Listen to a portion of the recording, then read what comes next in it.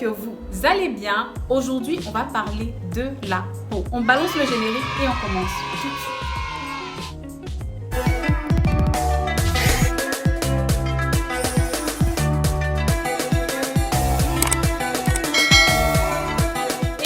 J'espère que vous allez bien. Aujourd'hui, on va parler peau. Je vais vous donner des petites astuces qui contribuent au fait d'avoir une belle peau. Ne faites pas attention au petit bazar. Derrière moi, là, il y a ma nièce qui dort. Donc, on vous colle. Ceux qui n'ont pas encore regardé la vidéo sur laquelle parle de ce qui a sauvé ma peau, je vais vous mettre le lien en barre d'infos. Et vous pourrez donc prendre le temps de regarder cette vidéo-là avant de revenir regarder celle-ci. Donc, on commence tout de suite. Le premier élément que vous devez savoir, c'est que ce qui marche pour moi ne va pas forcément marcher pour vous. Vous allez voir 10 000 vidéos sur YouTube, vous n'allez jamais savoir laquelle est la bonne pour vous. Donc pour cela, vous devez savoir quel est votre type de peau.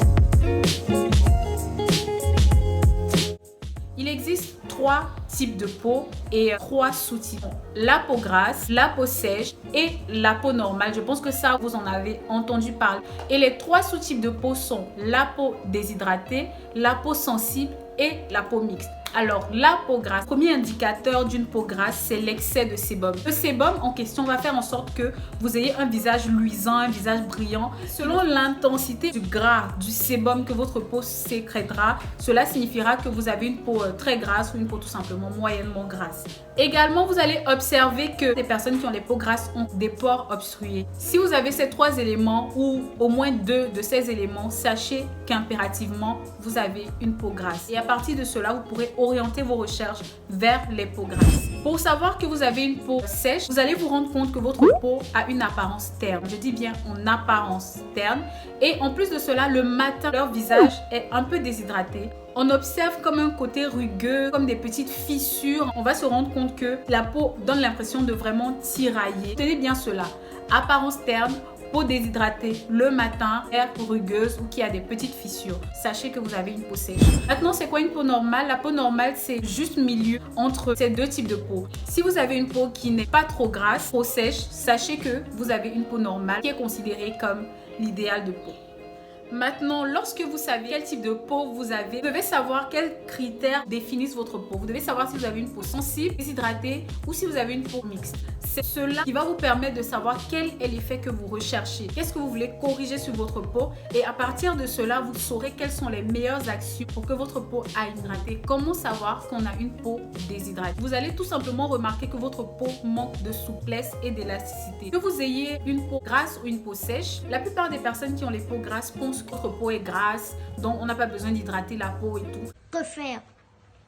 Plus le temps passe, plus votre peau va manquer tout simplement d'élasticité et de souplesse, qui va faire que votre peau va vite vieillir. Pour savoir que votre peau est sensible, vous allez observer de petits picotements lorsque la peau est en contact avec certains produits qui ont des concentrations assez fortes. Fait que lorsqu'on met sur son visage, soit on a des petits picotements, soit on fait des petites allergies. Moi par exemple, j'ai une peau sensible, ce qui fait que je fais vraiment attention à ce que je mets sur ma peau parce que ma peau est très sensible. Et ceci est même la raison pour laquelle j'ai longtemps hésité avant d'acheter les produits The Ordinary alors que j'ai vraiment envie de les tester. La peau mixte en fait, c'est la transition que votre peau va faire pour quitter un type de peau à l'autre. Si par exemple vous avez une peau grasse, que vous êtes en train de faire des soins, vous allez vous rendre compte il y a des périodes où votre peau elle est normale, il y a d'autres périodes où votre peau remonte les critères d'une peau grasse. À ce moment-là, vous aurez une peau mixte à grasse. Savoir quels sont les bons gestes à avoir pour réveiller l'éclat de sa peau.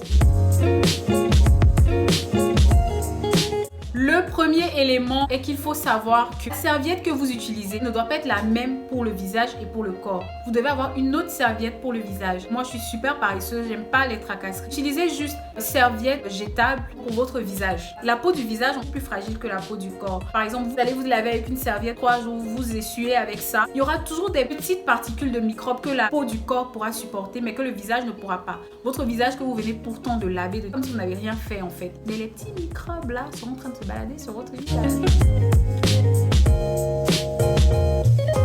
Il Il ne faut surtout pas avoir la même crème pour le visage et pour le corps. Tout simplement pour la raison que je vous ai donnée tout à l'heure. Le visage est beaucoup plus fragile que le corps. La crème que vous utilisez pour le visage doit être beaucoup plus légère en fait que la crème que vous allez utiliser pour le corps. Le fait que vous ayez votre type de peau va vous permettre de savoir quel type de crème de visage ou quel type de crème de corps utiliser. Je prends un exemple. Vous avez une peau grasse. Comme je vous ai dit la dernière fois, moi j'utilise la crème Simple comme crème de visage et je ne mets jamais ma crème de corps sur mon visage. C'est une crème légère et qui hydrate la peau de mon visage. Prenez vraiment une crème qui est adaptée à votre type de peau.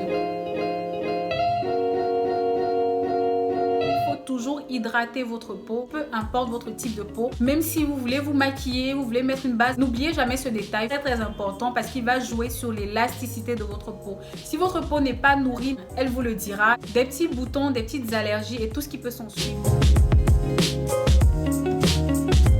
Changer vos draps au moins une fois par semaine. Je m'adresse surtout aux garçons là. On vous connaît, surtout les garçons qui vivent seuls et tout, on vous connaît. Les gars qui font 1 mois, 2 mois avec les draps. Mais pourquoi vous faites ça? Pourquoi? Sorcellerie.